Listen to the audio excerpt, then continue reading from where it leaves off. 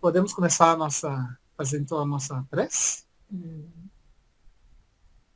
Então vamos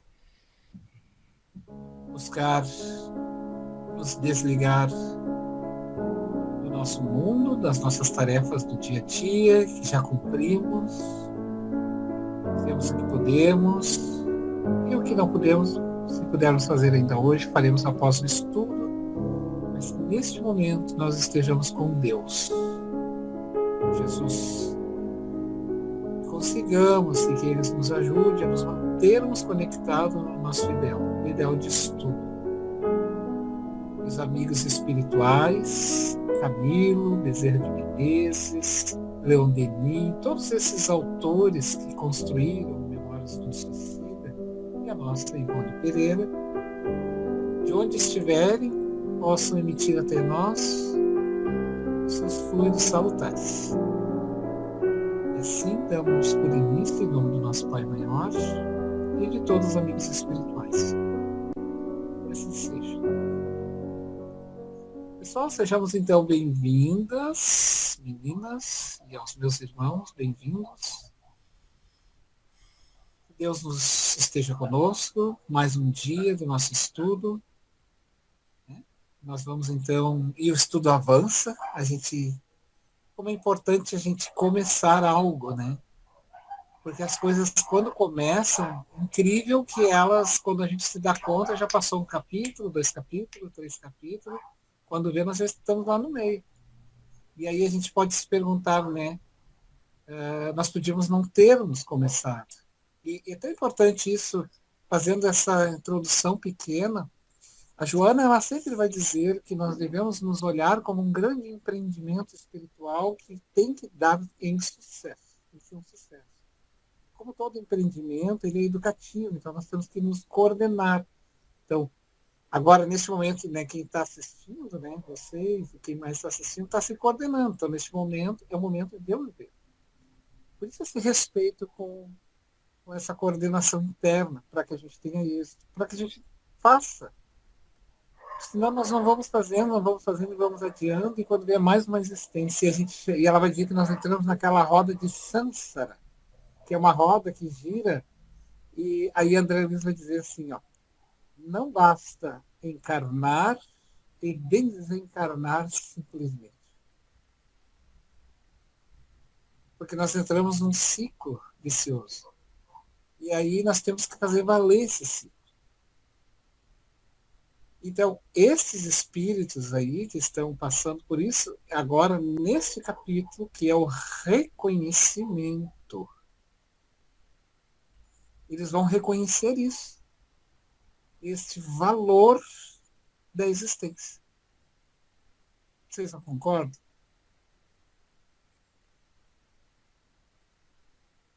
Eu vou abrir lendo um trechinho e aí nós seguimos. Eu estava fazendo uma pesquisa aqui quem era, eu queria ver se achava na internet quem era o Dr. Padre Miguel de Santarém, mas não consegui durante o dia assim para trazer para nós, né? Mas vamos lá. Então é o reconhecimento, segundo o acontecimento, que é a par do que acabamos de narrar, impôs-se marcando etapa decisiva em nossos destinos. E aí quem lê o capítulo, quem está em casa, é interessante ler, porque isso aqui é só para alimentar. Então, a gente, vendo agora o que eu estou lendo, a gente tem uma ressignificação que já lemos, né? Porque é forte, porque é uma sessão praticamente psíquica que eles vão passar. Então, desse nosso destino, início no honroso convite que recebemos da diretoria do hospital para assistirmos a uma reunião acadêmica de estudos de experimentação psíquica, como sabemos. Jerônimo negara-se a unir ao convite. Ele estava bem ruim, né, gente? Porque ele teve aquela experiência com a família. Sabe que eu consigo imaginar direitinho o que ele pensou, porque eu estaria na mesma condição que ele. Se eu tivesse sido teimoso, tivesse visto o que ele viu, eu estaria, gente, na mesma coisa. Eu não teria cabeça. Confesso para vocês que não teria. No caso dele, que foi teimoso, e se eu tivesse ocorrido da mesma forma, quem de nós não ficaríamos, né? Então a gente estaria agora numa situação e olhar para trás e ver a família toda lá. Então é bem difícil, né? Então ele não quis, o Jerônimo não quis, ele se negou a unir ao convite e por isso na tarde daquele mesmo dia em que visitaram a família, enquanto os dirigentes da sede do departamento, a fim de ir lá assistir, ele, presa de desolação profunda, de supremo desconforto, solicitaram a presença de um padre, de um sacerdote. Ele era católico, pois confessava-se católico romano e sentimentos impelindo-no à necessidade de assim se aconselhar e confortar-se. Então ele queria aliviar a consciência. Se alguém quiser pontuar mais alguma questão, fiquem à vontade. Ô, Fabiano, eu acho assim que ele ficou meio desolado com o encontro da família, da maneira que ele encontrou o filho, né? A filha, né? Eu acho que isso aí ele balançou assim, né? Eu acho que ele teve uma comoção muito forte na maneira como ele encontrou a família. E isso aí chocou ele, né? Eu penso assim. E é um chamado para nós, né, Homero? A lição dele é para nós aprendermos a confiar quando alguém nos diz assim, ó, o ideal é não fazer. A gente dá um pouquinho de atenção. Poxa, por que será que é ideal, né? Não, mas eu quero fazer. Será que não é melhor olhar? E aí, Gênio, o que tu acha? Diz também já estava pensando a consequência dele ter tirado a vida, né? O suicídio. O que isso representou para ele, né? O o custo disso aí, né? Eu entendi assim. É verdade. É que eu acho que a teimosia, né, dentro de um contexto assim, onde a orientação vem do alto, sempre repercute negativamente, né? Porque se quem está nos levando à orientação é alguém mais sábio que nós, com certeza ele sabe o que está dizendo. Então, às vezes, o orgulho, a vaidade, a teimosia de querer se impor, né, gera todo esse distúrbio. Mas nessa leitura que tu fez, me chamou a atenção que lá nos primeiros capítulos, quando descreve a indumentária hindu, ele também se choca e fica meio fora, né, se sentindo incomodado por ser atendido por pessoas com aquela indumentária. Não sei se vocês recordam, né? Exatamente porque aqui confirma, né, que ele era católico, fervoroso e não aceitava muito aquela imagem, né, de outra crença. E levando um padre, que é o que ele era, um católico, ele se sentiria mais à vontade de poder ouvir e seguir, né, o que ele veio orientar ele. Então, ele se sentia mais seguro com o padre e não com os outros que estavam lá, né, dentro daquele... Né, do quadro todo ali que estava, né, recebendo eles para orientar. Então, ele se sentiria melhor com o padre. Eu estava pensando um pouco a respeito da teimosia. Também, né, Nádia? Oi? Só, Claudinha, só um pouquinho que a Lu está falando, já te passo a palavra, tá? Oi, Claudinha. Não, é o seguinte, eu estava pensando a respeito da teimosia do Jerônimo, né? Que eu senti também uma coisa assim, ó, que não era tanto ele teimar com os superiores, enfim, com aqueles espíritos que estavam dizendo ali para ele que era melhor não ir. Eu achei assim, ó, que era mais a vontade que ele tinha de ver a família, o amor que ele tinha por aquela família, que se sobrepôs a tudo isso. a falta de reconhecimento, a falta de ver que realmente não era para ser, que ele tinha que ter ouvido mais. Então, essa teimosia dele, que eu acho, foi muito em razão do amor que ele tinha pela família, sem saber o que estava acontecendo com cada um, ele queria ver, né? Ele queria ver o que estava acontecendo. Então, eu me coloco assim no lugar dele e penso que eu também gostaria muito de ver a minha família, eu quero saber o que está acontecendo, eu não sei mais nada, eu morri, eu me matei, eu quero saber o que está acontecendo. Né? Então, eu acho assim não, que... até na verdade... Agora que ela assim, falou, cabeça dura, eu não vejo muito assim, parecida, muito, a sensação de sendo conjuntivite, assim, eu não vou fazer porque até eu faço assim, parece que o olho estreitou, assim, né? O sentimento de amor pela família que ele tinha. Então, e claro, aí nessas horas a gente se perde, né? A gente se perde. Qualquer um de nós nos perderíamos. Aqui a gente se perde. Quando ama demais. Não tá pagando. Né? Tu não vê, tu não enxerga. Perfeita colocação. Mas de qualquer maneira é bom. Por isso eles colocam essa situação no livro exatamente para nos ensinar que a precipitação que muitas vezes nós temos. E aí nós vamos poder ajudar, nós vamos poder, porque foi falado isso para ele. Mas não naquele momento. Então, ali é uma lição para nós. Faço isso. Porque assim, ó, já passo para a Claudinha. Muitas vezes estar sempre ao lado do doente não significa ajudar. Isso aí nós temos que ter um cuidado, tá? Às vezes a gente, ou num filho, ou de alguém, não, mas eu preciso estar aqui, cuidado. Nós podemos estar sufocando uma situação. E a doença também, né? Acaba sufocando a gente, porque chega um ponto que tu não aguenta mais e acaba fazendo o que não tem que fazer. Não é que nós tenhamos que sair daquela situação, não. Às vezes a gente precisa se afastar um pouco para deixar a situação ser vivida. Exatamente. É um propósito. Isso aí. A Claudinha queria falar, né, Claudinha? Oi, Lu, querida. Oi, tudo bom? Exatamente, vindo dentro de vocês estão falando, o que mais assim acalentou meu coração e ver esse despertar dos amigos espirituais, que mesmo ele sendo teimoso, mesmo naquela ardência da paixão, que ele estava cego, que ele queria ver os seus amores, de sua família, em nenhum momento alguém deu uma lição de moral sobre verdade. Eles misericordiosamente acolheram.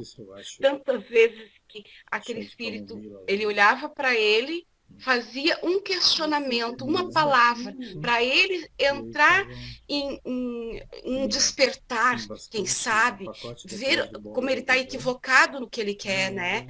E mas nenhum momento eles humilharam com uma palavra ou com um olhar, a não ser amor, a não ser misericórdia, né? E nesse momento aqui, mesmo assim, aquele amor, a gente sente o amor deles em cada árvore desses irmãos, né? E isso me tocou muito forte a primeira passagem aqui do livro. Obrigada. Vocês perceberam que então ele está agora, né? Ele não quis ir, foi atendido então pelo Padre Miguel de Santarém. Esse padre então, é um religioso, como a Dalva diz, tem as características que ele quer para ele sentir um respeito, né, que o próprio plano espiritual para que ele pudesse entender a linguagem, já que ele era um católico, eles usaram isso. E o que aconteceu com o restante, com o Camilo e os outros? Fabiano, seria mais a título de pergunta, será que ele não ficou meio perplexo, meio comovido, porque será que esse padre, através da Igreja Católica, orientava ele que no mundo espiritual a gente poderia se deparar com todas essas situações? Isso pode também ter criado ele falou, poxa vida, mas se sentindo meio perdido. Pois é. Eu acho bem difícil isso, porque o que a gente vê, assim, até nas mesas mediúnicas é justamente o contrário, né? O catolicismo não admitir que possa existir o espiritismo e ainda essa diferença, assim. que impede a pessoa de abrir a sua mente para algo mais elevado, que é o que está acontecendo hoje. Hoje a gente vê padres falando coisas na igreja e a gente fala no espiritismo. E não tem mais aquele... A gente vê até, né, as diversas religiões se unindo para falar, né, na mesma língua, né, na TV, coisa que antes não tinha. E sobre o que foi falado há pouco, eu vou dizer assim, ó, o quanto a gente ainda é pequeno a ponto de não só querer burlar as leis, né, da Terra, mas também querer burlar as leis espirituais, né. E talvez por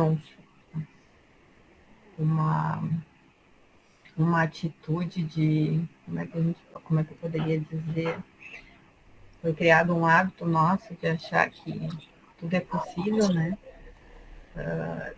E aí a gente se depara, né? O que a gente está vendo nesse livro aqui a respeito desses irmãos que cometeram esse ato, né, triste, na realidade também é um pouco para nós quando a gente se depara lá no plano maior, né? Principalmente se a gente não interioriza aquilo que a gente estuda e não começa a usar esse estudo na mudança das nossas posturas e atitudes, tanto físicas como mentais, né? Aí a gente acaba chegando lá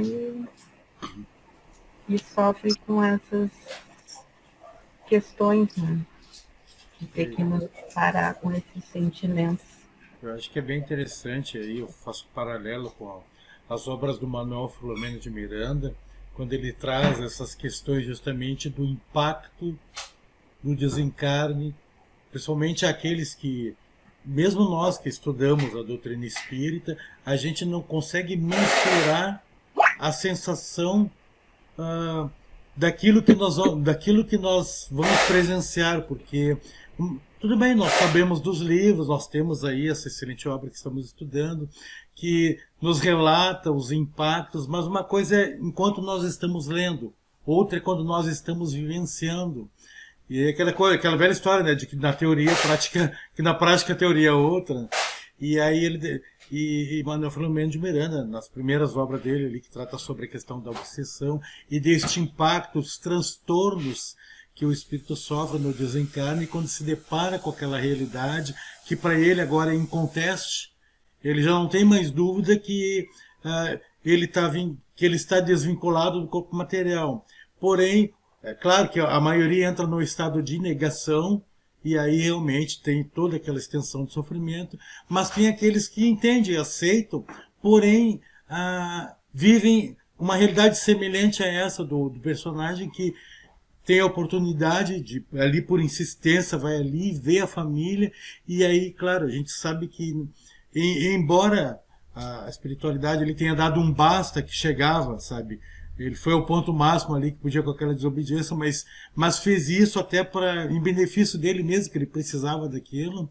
Então a gente consegue, quando lê Manuel Filomeno de Miranda e vê a descrição dos impactos que aquelas pessoas que ou que independente se suicidam ou não, mas que adentram a existência e onde viviam principalmente distante dessa crença que nós compartilhamos da sobrevivência do espírito, essa questão toda, e quando se deparam com aquela realidade e veem que eles não conseguem nem se comunicar com aqueles que estão ali, como nós comentamos no nosso último encontro, né? Não adianta, por mais que ele grite para aquele familiar que está ali perto, sofrendo, ou que tomou uma decisão em função da tragédia toda que aconteceu da vida, acabou se desencaminhando, por mais que ele grite dizendo que ele peça perdão, que estava errado, aquela pessoa não vai ouvir. Em verdade, até talvez vai se sentir incomodado, porque vai sentir a influência daquela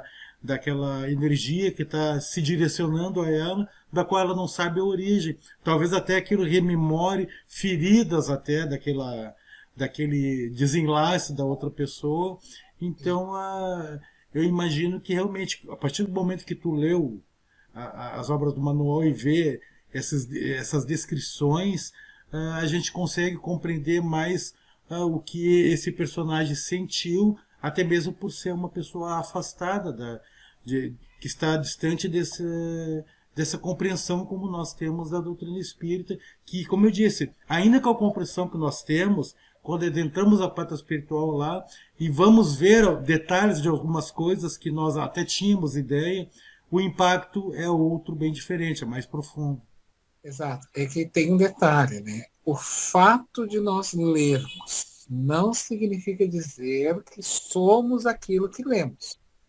Então, para que aquilo se torne uma realidade na nossa vivência, demanda tempo. Aí vem tempo de vida, de experiência, de relação e de desencarnação e depois nascer de novo. Então, então a gente... O que acontece assim? Ter uma informação não significa dizer que eu vá obedecer àquela informação. Significa dizer que eu tenho informação e eu preciso ruminar ela. Sabe o que é o ruminar?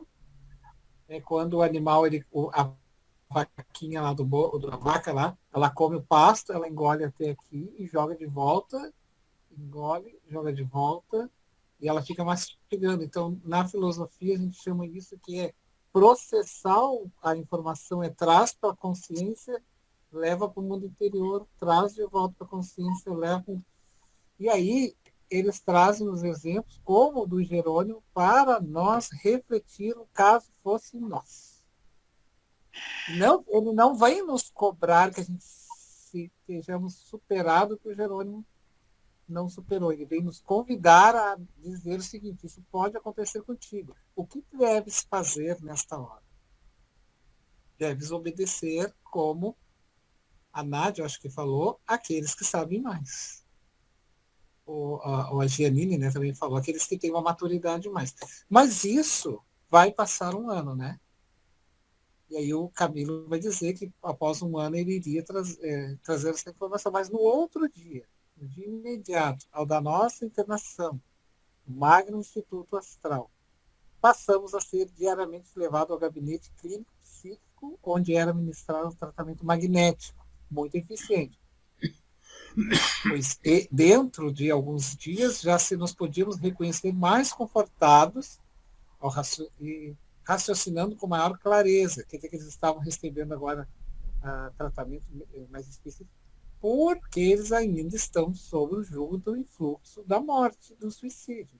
Então, o perispírito ele está ligado, o corpo astral, o corpo espiritual, né, o perispírito, então ele está sobre as remanescências, é preciso desligar essas questões e fazer algumas catarses de alguns dias que nos podíamos reconhecer mais confortados e raciocinando com maior clareza, gradativamente fortalecidos, como citônicos, revivificadores, ingeríssimos através de aplicações a que nos submetiam. Para tais gabinetes éramos encaminhados todas as manhãs por nossos amáveis enfermeiros. Entrávamos, cada grupo de 10, para uma antecâmara rodeada de pequenos bancos estofados, onde esperaríamos durante curto espaço de tempo. Notávamos que existiam várias dependências, como esta, todas situadas em extensa galeria onde colunas sugestivas se alinhavam em perspectiva majestosa. Aí ele segue mais um pouquinho, tá, para nós conversar. Transcedia nesse recinto a estilização hindu, convidando a meditação e a gravidade. Penetrávamos, então, o ambiente dos trabalhos, impregnados de fosforescência azulada, então ainda imperceptível a nossa capacidade espiritual. As dimensões deste gabinete não eram extensas, pequenos coxins orientais em tessitura, semelhante a pelúcia branca, dispostos em semicírculos, aguardavam-nos, indicando que deveríamos sentar. Para encerrar, então ele vai dizer: 6 varões hindus esperavam os pacientes concentrados no caridoso mandato. Então eles vão passar, né, por um processo ali de atendimento bem severo, um processo psicanalítico e hipnótico, de rememoração, de desligamento. Eles vão se olhar o problema e vão dialogar. Vão ser chamados a essa consciência de que eles são espíritos imortais. Não são mais homens do mundo. Então, e para isso, no entanto, tem que tomar um choque de informação. Isso?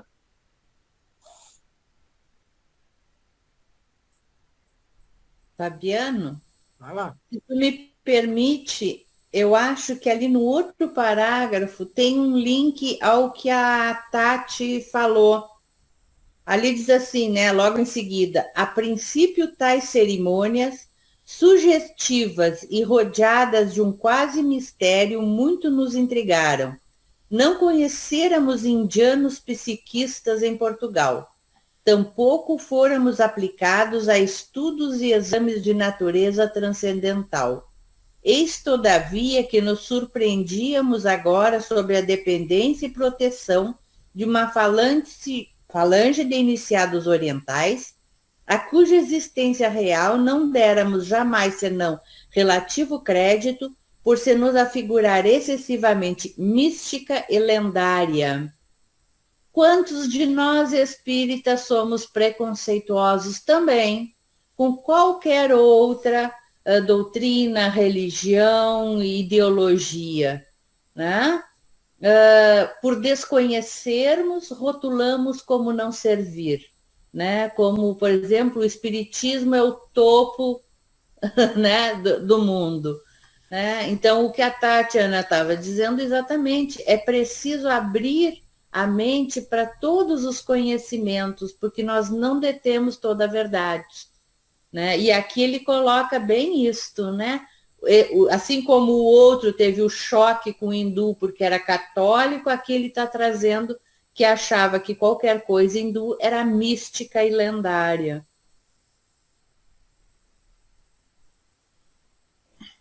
Exatamente, perfeito. Alguém mais gostaria de trazer alguma informação? Então, eles agora, para que nós possamos se situar, né, nesse nosso mapa mental.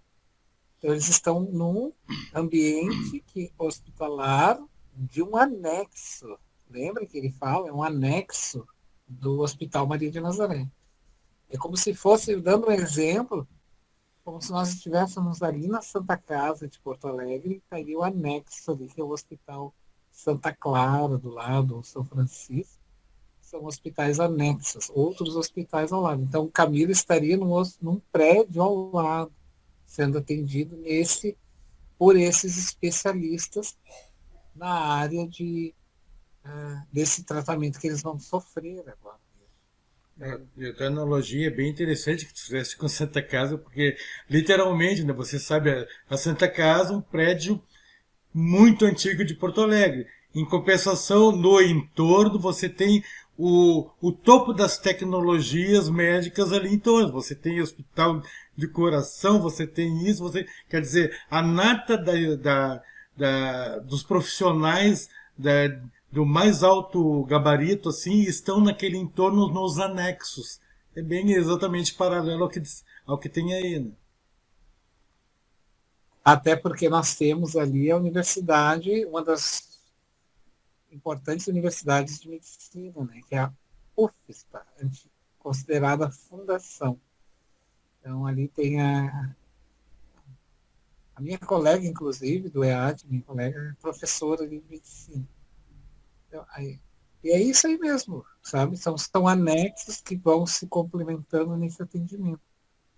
Entre os esforços que nos sugeriam empreender, destacava-se o exercício de educação mental no tocante à necessidade de varrer das nossas impressões o drama apavorante. Eles iriam varrer aquilo. E para varrer aquele drama que ainda estava na tela mental, bloqueando, era necessário trazer ele para a consciência. Então eles iriam ser magnetizados e iriam reviver aquela situação inteira. Assim. E aí eles narram, concordam? Eles narram que foi terrível, né? Porque eles teriam que rever a situação, os pântanos, as coisas horríveis que eles viram. E, ao mesmo tempo, esses hindus, então, iriam introjetar. E é quando um deles diz, não és mais aquele homem da terra. Agora tu és um espírito. E como tal tem que se comportar. Deve se comportar como tal, para enfrentar esse novo empreendimento. Isso não anula... Pode falar. Não, nesse ponto, Fabiano, eu acho que é justamente que aí vem o grande confronto, porque é romper com a vinculação de culpa. Porque o que acontece? Nós tendemos a arrastar a culpa eternamente. Na verdade, a gente retroalimenta a culpa como um meio de quase de que se manter existindo, no sentido de que não, eu mereço o sofrimento, então eu tenho que arrastar um pouco mais isso. O que eles estão dizendo é justamente isso. Rompe com isso. Passou. Tu não vai poder mudar aquilo. Não adianta. É como todos nós tivemos experiências de passado que nos desagradou num certo momento e a gente arrastou aquilo por um determinado tempo. Até que daqui a pouco dá aquele estalo. Poxa, por que eu estou carregando isso? Eu não resolvo mais aquele passado porque ele passou, aquilo foi um instante. É aquele tempo, não. A gente sabe, a própria a crença nossa da reencarnação nos diz claramente, ok, estraguei a situação nesse momento, dependendo da situação, eu nunca mais vou voltar a esse momento, mas eu vou rever essas pessoas numa próxima existência. Claro que as condições serão outras, mas eu terei a oportunidade de me reerguer moralmente perante aquelas pessoas, né? O grande problema que eu acho justamente que foi aí o grande desafio dos pacientes aí, foi aceitar este rompimento e aceitar que eles não poderão mais fazer nada a respeito do que já tinha acontecido. Eles terão sim que agora olhar para frente e esperar uma nova oportunidade, que a gente vai ver lá ao longo do livro, que vai acontecer, quando eles vão poder reaver essas pessoas, essas situações para seguir em diante. Mas eu penso assim que este momento, esse clímax aí, esse cruzamento que é a parte mais difícil, que é tu romper com o passado, parar de carregar a carga. E quando eles ficam revendo esse passado deles, a vergonha que eles sentem, né, como diz aqui no livro, de haver atentado contra a vida, né? Porque aí eles viram que não adianta tirar a própria vida, porque eles continuam vivos em espírito e sofrendo por todas as consequências de um suicídio. Eu queria falar também ali aquele pedaço que fala que eram pungentes estiletes que nos penetravam o âmago durante a sublime vistoria. Aqui nos submetíamos, inspirando-nos amargos e desgostos, que eram prelúdio do real e fecundo arrependimento. Então começa todo um processo, né? Porque, lendo isso, eu me lembrei de algo que eu li, quando diz assim, que eu posso evitar que alguém me esfaqueie. Eu posso gritar, eu posso chamar, mas eu me esfaquear, eu mesmo me esfaquear, não tem, só eu que posso evitar. Então, esse processo aqui, né, esse primeiro choque, né, para que se leve ao arrependimento, a entender o que aconteceu, né, é fundamental e é o início do processo ali, né, até chegar mais adiante depois. Eu gostaria de completar um raciocínio do Fialho, que eu acho que nós temos nos apóstolos. O maior exemplo do que o Fialho falou é Paulo de Tarso. Ele não ficou sentado chorando, gritando minha culpa, eu matei, eu persegui. Não, no momento que ele se conscientizou que estava errado, ele jogou tudo para trás e caminhou para frente, levando a palavra de Jesus. Ele não ficou sentindo culpado, porque essa postura de autopunição não leva a nada, né? Então, é para todos nós.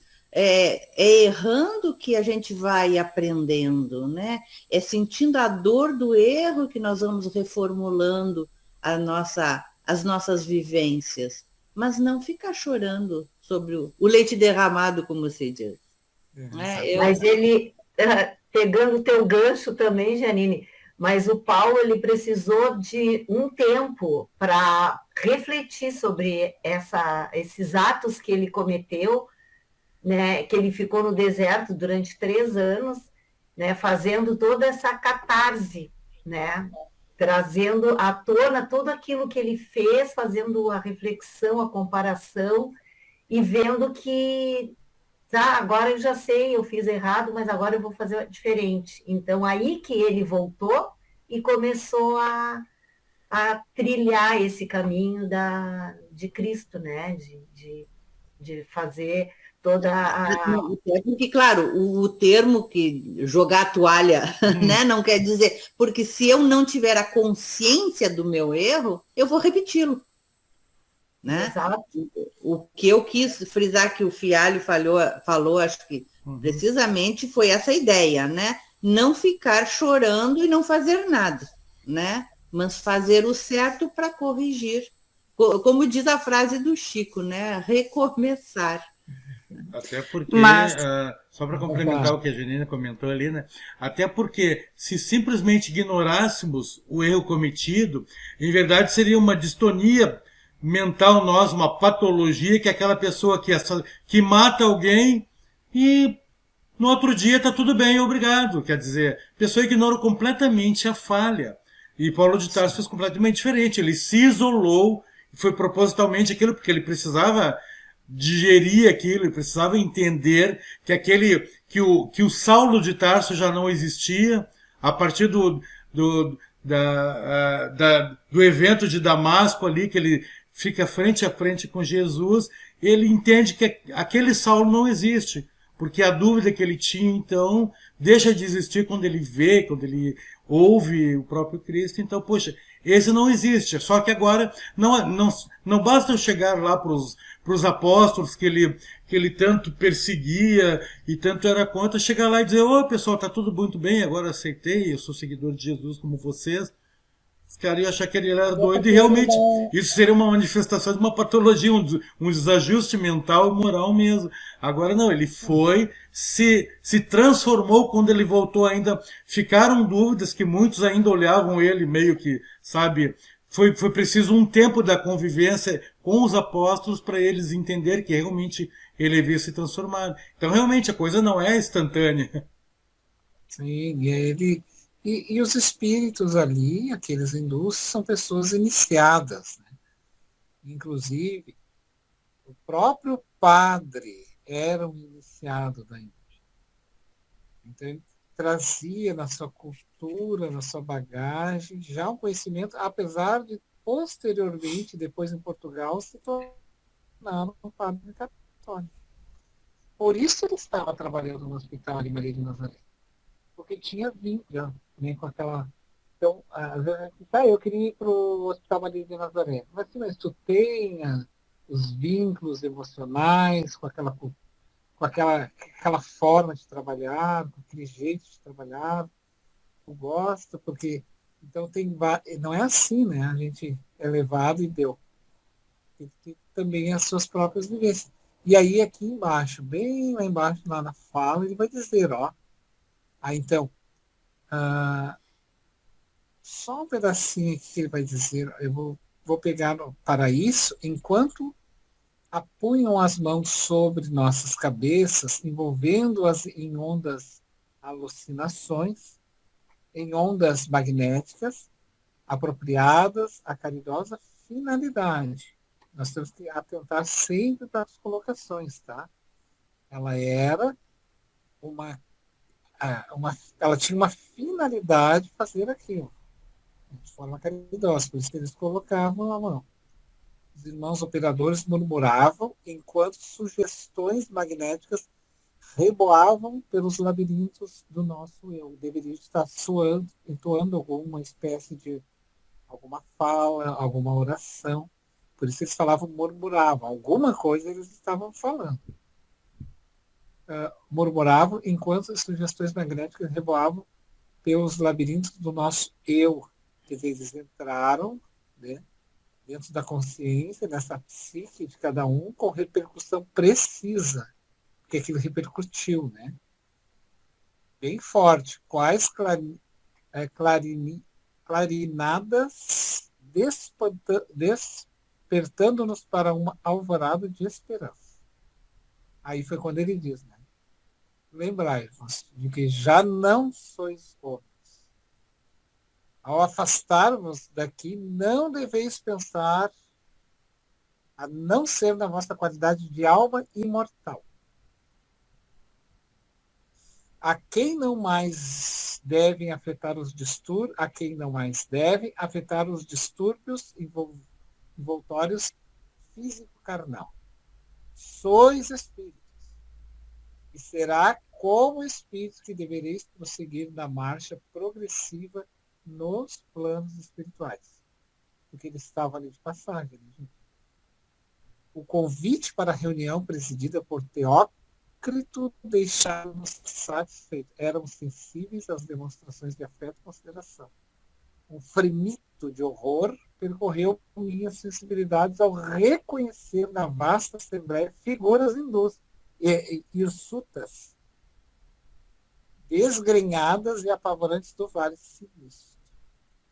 Conquanto confessava-se a mim mesmo encontrá-los, algo serenada. Tal qual acontecia a mim e os meus companheiros de apartamento. Será útil esclarecer que os componentes da nossa falange poderiam ser qualificados como arrependidos. Lendo o finalzinho, para nós encerrarmos essa pequena parte, e por isso mesmo, dóceis as orientações fornecidas pelos insignes diretores do asilo que nos abrigavam. A Cláudia Dargello, não sei como é. Dargello.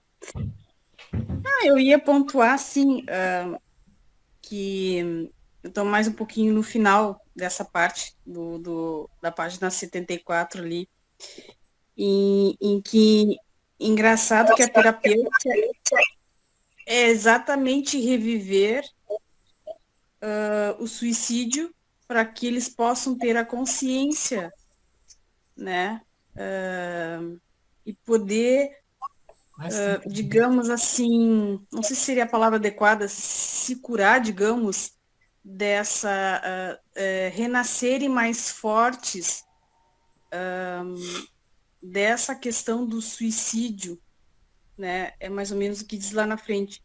E uma coisa que eu achei bem interessante, ali no final, já estou pulando lá para o final já, um pouquinho, né, da página 74 ali.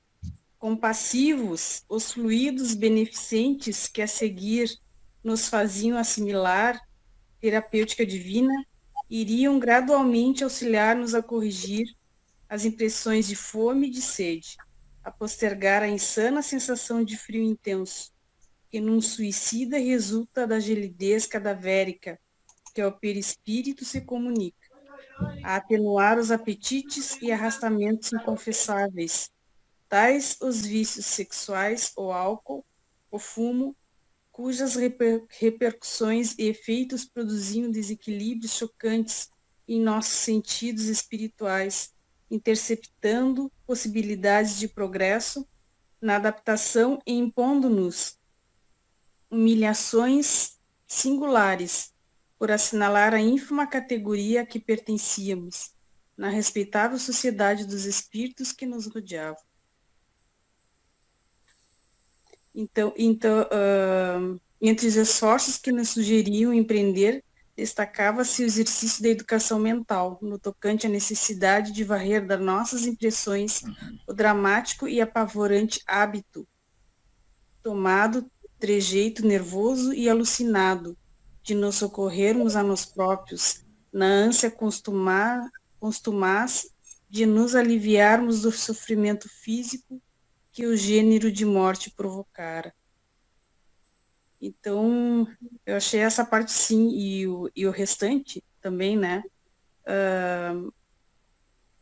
que eles tinham, dependendo da morte que eles se infligiram, né, então eles ficavam como se fosse talvez um tique nervoso, eu acho, né, revivendo a morte repetidas vezes, porque era uma questão de a própria consciência ou inconsciência do ato fazia com que eles repetissem demoradas vezes, e eles criaram também tipo um tique, eu acho, né? Então, engraçado que essa revivência fazia com que eles, muito embora eles sofressem, né, amargamente, revivessem um ato, era como se meio que curassem, né, essa questão deles. Foi o que mais ou menos eu entendi desse pedaço aqui, que ainda segue, né, tem um bom trecho ali que fala sobre isso. E aí era necessário, então, livrar-se disso, né? Eu entendi ali que ele fala que eram cacuetes, né? Que eram 3 cacuetes, e cada um, da forma como cometeu o suicídio, manifestava, né?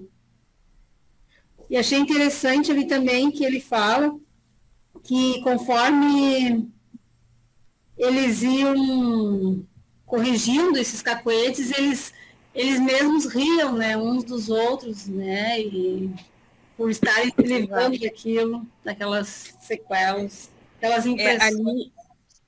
Ali fala, tais gestos repetimos a força de se reproduzirem desde o instante em que se efetivar o suicídio, e quando o instinto de conservação imprimiu na mente o impulso primitivo para a tentativa de salvamento. Havia um degenerado em vício nervoso mental, sucedendo-se através das vibrações naturais ao princípio vital, repercutidas na mente e transmitidas à organização físico-espiritual. É isso aí. Porque dá para ver ali que, pelo menos na minha percepção... Segura, Fialho, segura só um pouquinho, já te passo a palavra. A Tatiana estava querendo falar ali, daí ela termina e já te passo, pode ser? Não, eu queria falar, essa parte que a Cláudia trouxe, tá, me chamou bastante atenção, né? E agora, ouvindo a Cláudia e a Silvana falar, me veio à mente um texto que está naquele livro Jesus no Lar, que fala de um irmão que vivia suplicando para que ele tirassem ele da forma, né? E aí veio a caridade, e por último veio a verdade, né? E aí a verdade trouxe para ele, mostrou para ele o que ele era, né? E aí ele se espantou e saiu correndo, né? Então, a gente aprende, na realidade, olhando aquilo que não trouxe, vamos dizer, que nem aqueles. Eles estão passando por isso, porque isso vai mostrar para eles o quão as nossas ações, elas têm uma implicância profunda na nossa existência, né? Talvez por isso que Jesus disse, não faça os outros o que não queres que os façam, né? Mas, e também nos chamou para atenção para outras questões, né? Porque aqui fala dos vícios, né? Aqui fala álcool, sexo, fumo, né? Mas tem outros vícios que nos acometem também, né? E o quanto isso nos afeta, né? Para a nossa vida real, que é, na realidade, aqui não é a nossa vida real, né? A nossa vida real é lá. Mas o quanto essa incompreensão de nossa parte nos afeta no lado de lá, né? Exatamente. Os vícios morais também, né? Exato. Esses são os que nos afetam. Mas eu vou passar a palavra para o Fiário. Antes de passar, aí eu vou pedir que vocês deem um salto lá no texto, porque nós falamos muito bem, né, desses reflexos, lá onde ele começa a enumerar as questões. Só que vocês vão um pouquinho antes, num parágrafo anterior, mas esse parágrafo não é um parágrafo, é o início de uma frase que está bem no meio do parágrafo acima do item 1 ali, que é o fato de estarmos aliviados de exuberante cômodo. Ele está no parágrafo das análises. Podemos começar a partir dali, tá? Enquanto o Fiário dá ali eu dou a palavra para ele, daí vocês vão pegando essa parte ali das análises levada a efeito. Pode falar. Não, só que referente a essa questão agora que foi pontuada há tempo aí, né, dessa narrativa dele sobre o ciclo repetitivo, né, e que é o famoso ciclo do suicídio repetitivo, que fica ali de forma a gerar cansaço, esgotamento.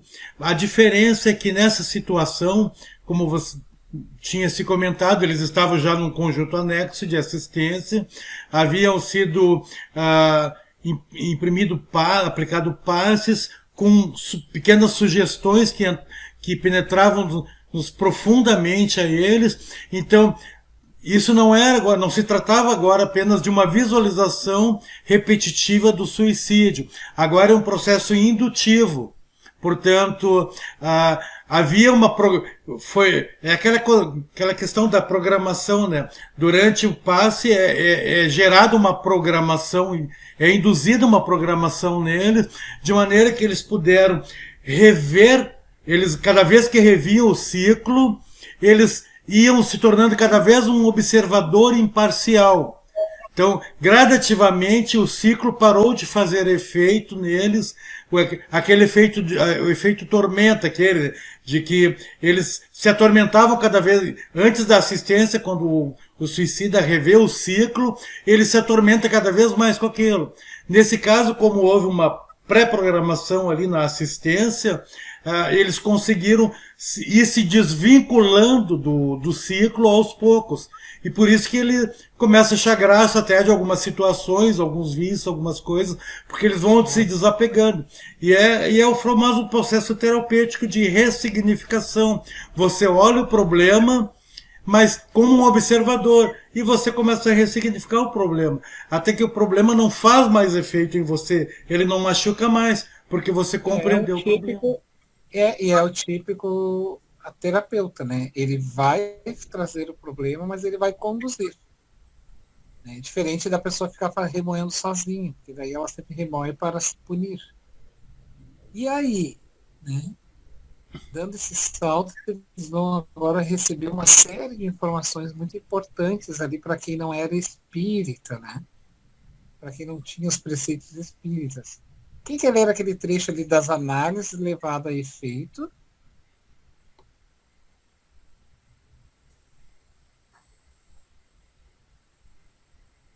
Pode ler para nós, Silvana, se quiser ler.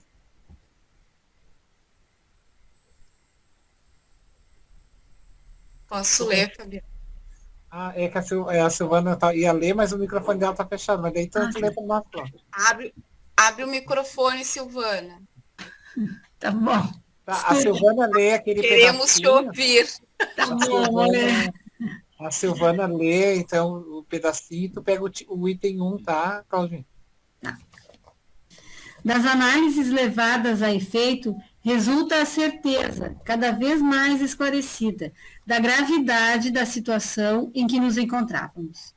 O fato de estarmos aliviados dos exuberantes incômodos passados não implicava diminuição de culpabilidade. Ao contrário, a possibilidade de raciocinar minudenciava a extensão do delito, o que muito nos decepcionava e entristecia. E das instruções e experiências caridosamente ministradas ao nosso entendimento, a título de base e incentivo para uma urgente autorreforma de que tínhamos imperiosa necessidade, visando ao inadiável progresso a ser realizado. Destacaremos este esquema, que enfecharemos nestas singelas anotações de além-túmulo. Aí vocês perceberam, então, que eles tinham todo o cronograma, né? Certinho para poder fazer esse trabalho, essa indução, como o Fialho falou, como a Geni pontuou. E a gente, claro, não precisamos ler completamente todos esses itens. E a gente podia ir pincelando as partes mais importantes, e aqueles que quiserem lendo, então, para nós, e clareando, ler um trecho, ler uma frase, ler uma citação, e quer dar uma palavra, aproveite e faça. Vamos lá, então. A Claudinha vai ler para nós o primeiro. Quais os itens mais importantes? Primeiro que eu gostei ali, Fabiano, até o etc. lá, que eu achei bem interessante. É o homem um composto de tríplice natureza, humana, astral e espiritual, isto é, matéria, fluido e essência. E esse composto poderá também ser traduzido em expressão mais concreta e popular, assimilável ao primeiro grau de observação: corpo carnal, corpo fluídico ou perispírito, e a alma ou espírito, sendo que do último é que se irradiam vida, inteligência, sentimento e etc. Centelha onde se verifica a essência divina e que no homem assinala a hereditariedade celeste. Achei muito interessante, né? Naquela época, já falando de todos esses corpos, né? E uma coisa que eu fiquei pensando durante essa leitura do livro é que nós deveríamos mais chamar a atenção de todos, principalmente nas palestras, né? Não é um julgamento de forma alguma, só uma coisa que me veio na minha alma, falar que somos espírito num corpo, trazer mais consciência, nós como espíritas e tantos outros estudiosos, trazer essa vivência, somos espírito num corpo, nosso espírito é imortal, estamos num corpo para evoluir, para crescer, para aprender, né? Não sei se todos concordam comigo, mas foi um chamamento. Perfeito. Eu concordo. Eu estive em Alvorada uma vez e fui fazer uma palestra sobre, era a época do mês da infância, outubro, então eles fizeram uma série de palestras voltadas à infância, à reencarnação em infância, à educação em infância, a evangelização, fizeram assim, né, neste período. É muito legal, assim, quando as pessoas usam essas datas que são importantes para nós na Terra, e também podemos aproveitar esse nicho para poder usar, né, no meio espírita. Quando eu estava preparando a palestra, assim, me veio por intuição espiritual falar que a criança era um espírito mortal. Daí veio assim, disse assim, não, tem que dizer que o teu filho é um espírito. E aí o nome ficou o nome do livro do Hermínio. Nossos filhos são espíritos. Daí eu aproveitei e peguei o nome do próprio livro do Hermínio e utilizei. Porque às vezes a gente tem a ideia de que o filho é o filho, mas na verdade ele não é o nosso filho como nós concebemos mesmo, como posse. Eu dei vida, porque o corpo gera corpo, mas não gera espírito. Então, isso é importante, com certeza, que a Cláudia está falando, porque acorda. Não vê o que eles fizeram com ele? Acorda dessa ilusão. Está marcado com essa coisa. Então dilui isso. Está na hora de diluir. Tu é espírito e tens que agir como tal. Fabiano, eu sei que tu foi lá na frente, mas a frase que eu achei fantástica é quando diz assim: sim, meus amigos, eu sou imortal.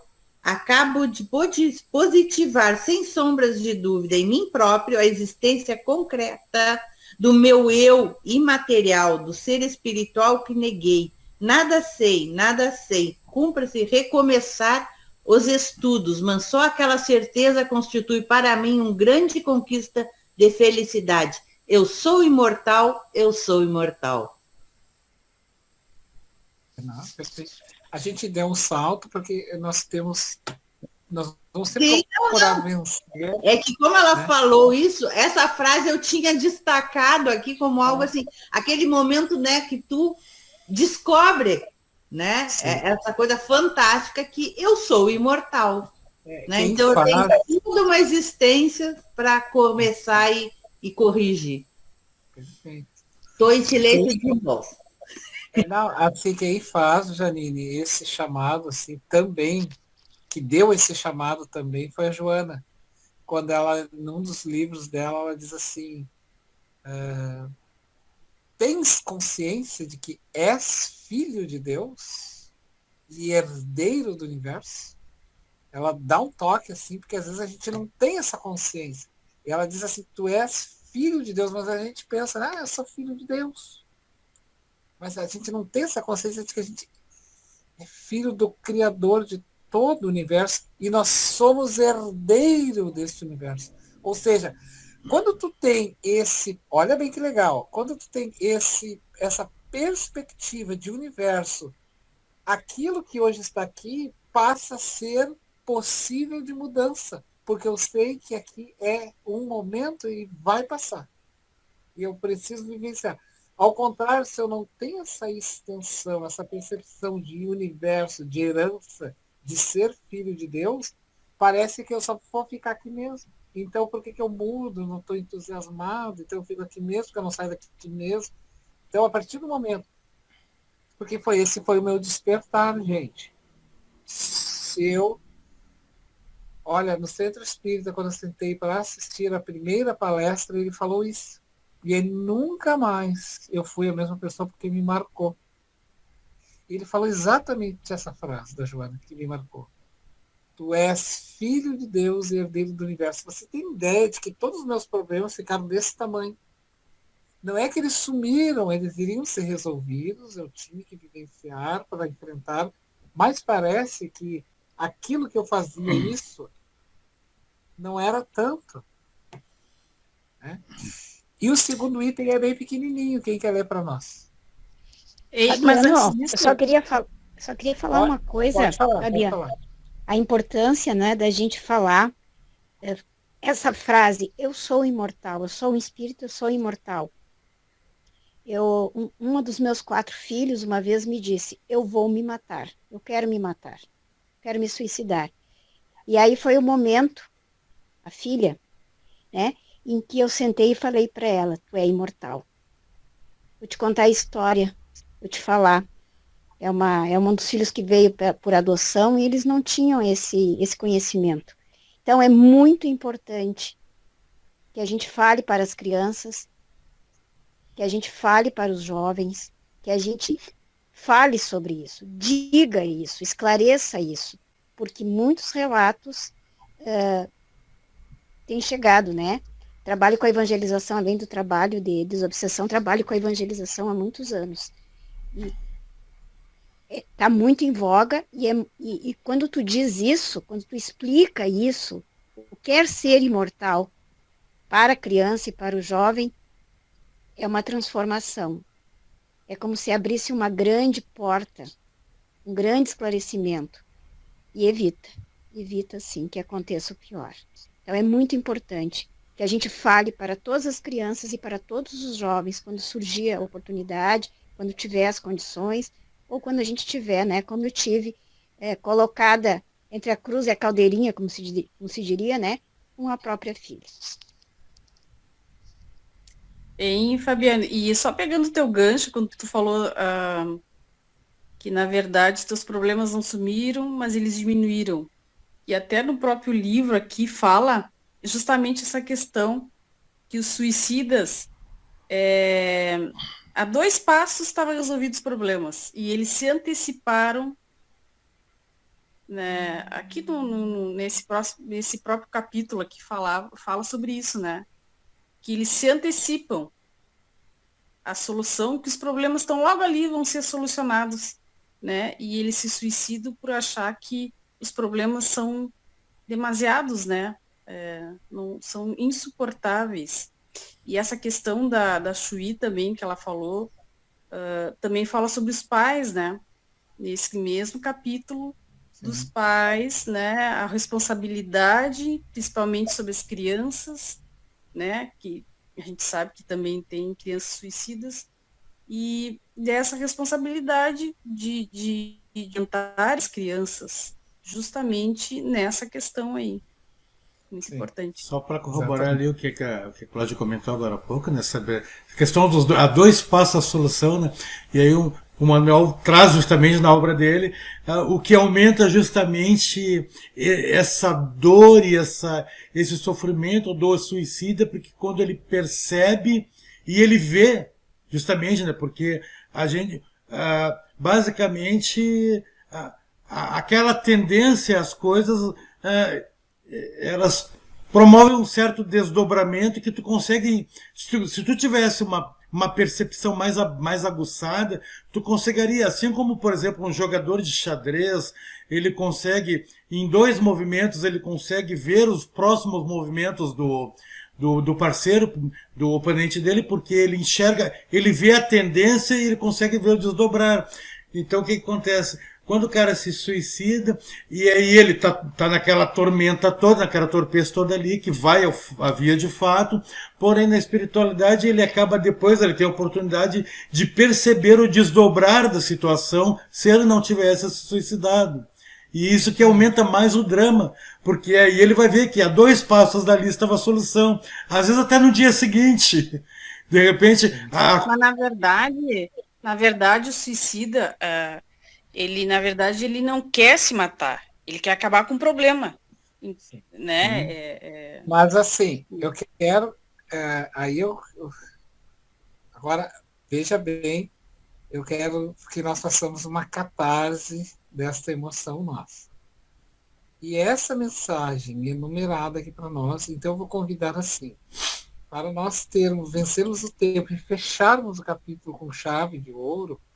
Eu queria que cada um adotasse ali, nós temos 11 mensagens, e não vamos ler todas, mas algo que te chama atenção e não vamos comentar, apenas vamos ler. Eu vou pedir que cada um leia, pode ser de um ponto, de um começo até um ponto, e daí o outro segue do outro, o outro segue do outro, e no final a gente faz um fechamento e guarda a sua colaboração, e no final nós fizemos um fechamento todo mundo junto, das impressões que tivemos. Pode ser? Então vamos lá. No item, vamos lá o 2, tá? Vamos para o item 3. Quem quer só pontuar ali para nós alguma questão que esses mentores falam? O Camilo, né? Ali, 3. Um espírito. Pode até ler todo. Posso ler. Tá. O espírito volta várias vezes a tomar novo corpo carnal sobre a terra. Nasce várias vezes a fim de tornar a conviver nas sociedades terrenas, como homem, exatamente como este é levado a trocar de roupa muitas vezes. Perfeito. E no item 4, o suicida. O suicida é um espírito criminoso, falido nos compromissos que tinha para com as leis sábias, justas e imutáveis estabelecidas pelo Criador, e que se viu obrigado a repetir a experiência na Terra, tomando corpo novo, uma vez que destruiu aquele que a lei lhe confiara, para instrumento de auxílio na conquista do próprio aperfeiçoamento. Ok. E no item 5? O espírito o espírito de um suicida voltará a novo corpo terreno em condições muito penosas de sofrimento. Tá bom. E o 6, a volta? A volta de um suicida é um novo corpo carnal. É lei inevitável, irrevogável, é expiação irremediável, a qual terá de se submeter voluntariamente ou não, porque o seu próprio benefício, outro recurso. Não haverá, senão a repetição do programa terreno que deixou de executar. O item 7, Ali, quando é itens pequenos, podemos ler todo, quando são grandes, a gente para numa vírgula, onde a gente sentir ali, sem precisar ler. E o 7? Sucumbindo. Sucumbindo ao suicídio, o homem rejeita e destrói ensejo sagrado, facultado por lei, para a conquista de situações honrosas e dignificantes para a própria consciência, pois os sofrimentos, quando heroicamente suportados, denominados pela vontade soberana de vencer, são como esponja magnética a expurgir da consciência culposa a caligem infame. E o item 8 para nós, na espiritualidade. Quer ler para nós? Cadê o nosso... Vamos estar aqui, não achei mais. Pode ler, Lu. Liga o microfone. A espiritualidade. Na espiritualidade, raramente o suicida permanecerá durante muito tempo. Descerá a reencarnação prestadamente, tal seja o acervo das danosas consequências arrecadadas, ou adirá o cumprimento daquele inalienável necessidade, caso circunstâncias atenuantes forneçam a capacidade para o ingresso em cursos de aprendizado edificante, que facilitarão as peleiras futuras a prol de sua mesma reabilitação. Perfeito.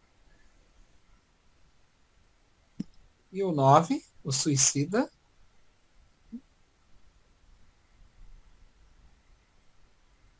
Esse eu leio, então. O suicida é como... Pode ler. Pode ler. O suicida é como um clandestino da espiritualidade.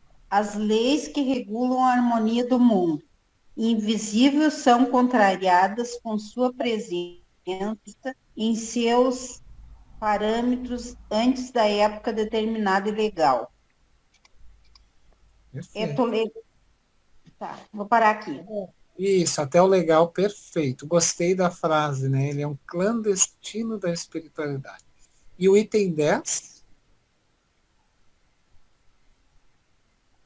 Renascendo em novo corpo carnal, remontará ao suicida a programação de trabalho e prélios diversos aos quais imaginou erradamente poder escapar pelo atalho do suicídio. O 11. Aí fechamos no 11 e vamos fazer as nossas reflexões finais. O estado indefinível de angústia inconsolável, de inquietação aflitiva e tristeza e insatisfações permanentes. São situações anormais que se decalcam e sucedem na alma, na mente, na vida de um suicida reencarnado.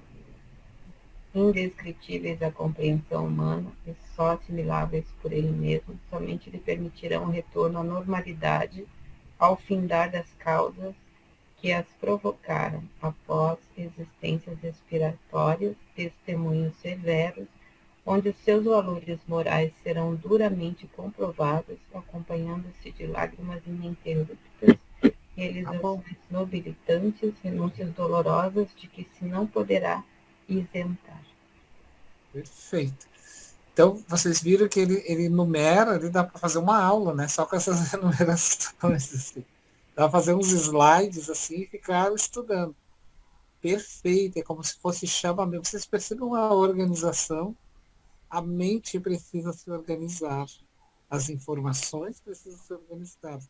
Se a gente fica num turbilhão de informação, a gente parece que não entende.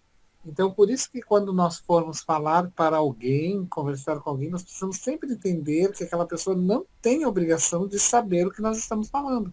Por isso a gente tem que ter o cuidado do falar. Como é que eu falo para aquela pessoa?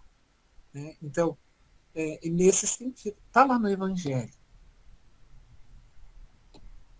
Luz demais ao invés de iluminar, pode ofuscar.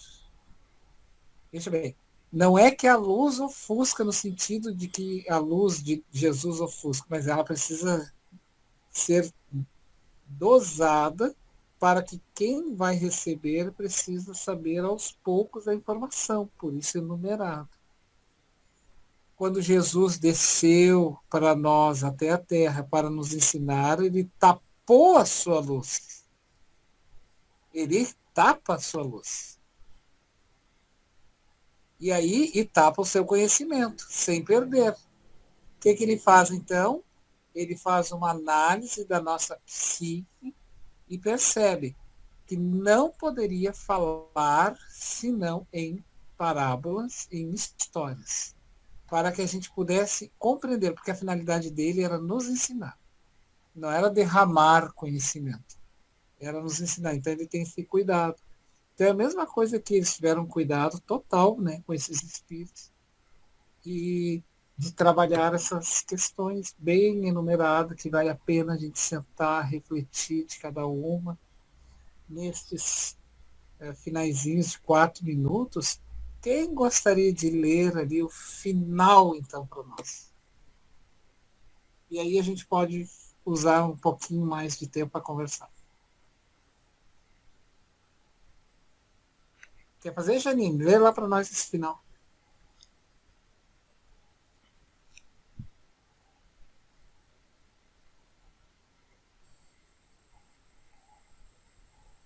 Tais deduções não nos deixavam absolutamente ilusões acerca do futuro que nos aguardava.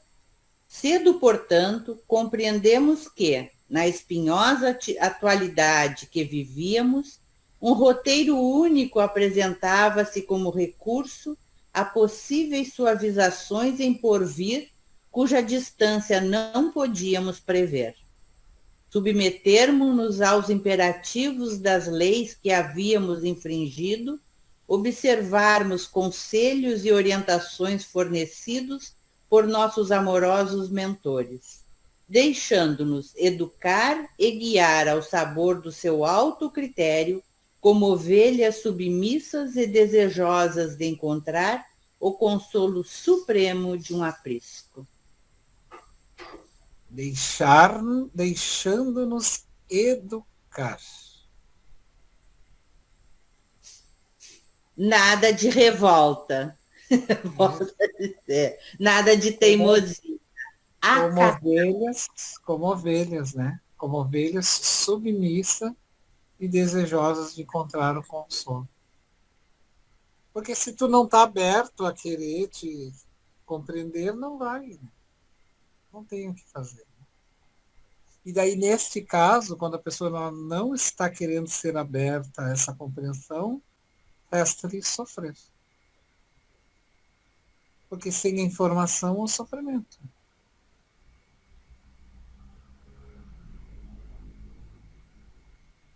O que é a cama, muitas vezes, tá? Não são todos os casos. Por favor, nunca generalizamos. Nunca vamos generalizar. Mas vamos pegar um grupo de pessoas teimosas. O que é a cama para o teimoso? Vai deitar agora. Quantas pessoas são paradas pelo mundo espiritual? Botam na cama. A pessoa está lá, na loucura, paf, para, está na hora de tu parar. Eu conheço um caso, né, não precisamos citar, mas um exemplo, ele vai servir de exemplo para nós.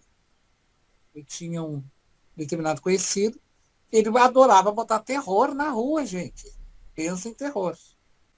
Ele subia em cima dos telhados, ele quebrava, ele tomava cachaça, ficava bêbado, ficava pisoteando, assim. E o irmão, coitado, que cuidava dos pais ali, sabe?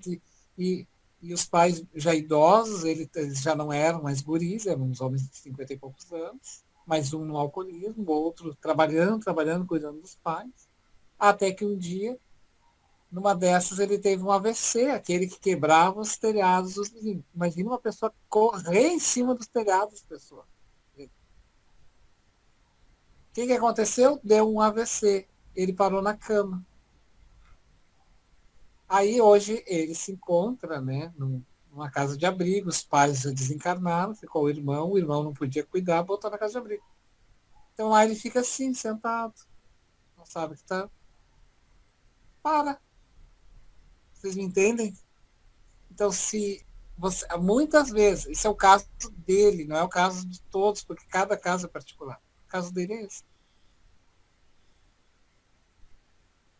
Então, tem que fazer uma ressalva aí, tá? Porque o corpo físico parou, mas a mente não parou. Sim, mas daí a pressão do corpo vai educar o espírito. Porque ele vai estar submisso àquele corpo, né? Claro que, perfeito a tua colocação. Por isso a pessoa vai ficar ali. Por isso Camilo ficou todo aquele tempo no mundo espiritual. Enquanto o espírito estava lá, e se firme no corpo, ligado ao corpo, as emanações do corpo, não podia sair de lá. Ele não estava preparado. E tanto é que não estava que eles nem estão aceitando aí. Volta e meia eles estão dizendo, né? Fabiano, esse caso que tu coloca, eu vou ser falha em lembrar qual o livro e a situação, mas tem numa das obras, né, aonde o rapaz era da pá virada, era um rapaz que estava metendo os pés pelas mãos e veio a doença e botou ele na cama. E a mãe começa a tentar interceder por ele, pedindo, achando que o filho era tão bonito para estar preso numa cama, tão querido, tão amado. E a espiritualidade diz para ela, né, não é o momento, tem que aguardar, ele precisa passar por isso, né? E ela, inconformada, não admitia o filho ali entrevado na cama. E aí a espiritualidade dá a resposta à mãe em concordância, devolve a saúde para o filho. O filho ficou muito pouco tempo na cama, não deu para refletir e reformular a moral. Levantou, saudável, cometeu assassinato, enfim. Ou seja, aquele tempo era preciso para amadurecer através da dor das limitações físicas. Perfeito. Eu não me lembro bem que obra é, mas... Mas não importa, acho que a tua intenção de ter trazido para nós, né? Pessoas, chegamos no nosso final. É importante essa mensagem, né, que ficou aqui para a nossa reflexão, contribuindo, todos nós aqui contribuímos. Uns mais, outros menos. Os que ficaram, contribuíram menos. Fica o convite para contribuir mais. E aí eu dou uma dica. Risquem o livrinho. O Raul Teixeira disse assim, gente, não é pecado arriscar o livro. Pecado é deixar livros lá na estante parado. Risquem os livros. Dobrem, anotem, trazem. E aqui ninguém sabe mais do que ninguém. É o conjunto nosso que vai trazer esse banquete. Quem gostaria de fazer as preces finais? Só uma observação, Fabiano. Risquem a lápis, que aí dá para pagar. Depois, se quiser doar o livro para alguém, depois que leu, e aí não ficar com as suas marcações, então risca lápis, passa uma borrachinha e depois doa. Sim. Também é uma alternativa, né? Bem boa. Fiquem à vontade, vocês. O importante é deixar o coração falar. Não temos palavras. Lembrando, né, de fazermos então nossa prece aos suicidas. Nós tivemos aí 2 casos, hoje no nosso grupo, citado pelas nossas irmãs, do rapaz vítima de homofobia, então, que se suicidou. Vamos orar então por ele. Vamos interceder também por esta mãe que se suicidou e deixou seu filho. Cabe aqui a nossa misericórdia, a nossa compaixão, e esses 2 símbolos, então, que possam ser os símbolos de tantos outros na nossa prece. Posso fazer então, Fabiano, se tu quiser, eu posso fazer. Faz lá para nós, já que tu não falou hoje, vai lá falar. Pelo menos um pouquinho.